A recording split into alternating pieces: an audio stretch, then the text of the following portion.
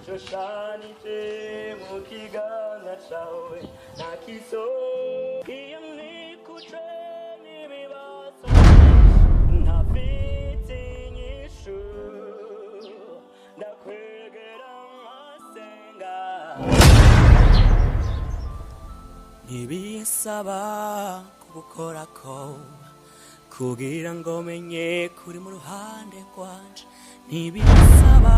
kukubonesha amaso yanje kugira ngo menye kunkunda n'abanyenyeri nyakira ndavuga nti hamwe nyenyeri yo kwakira ubuzima bwanje bwogira icerekezo bwo muri kazoza nayo nyenyeri si yindi ni wewe Angel.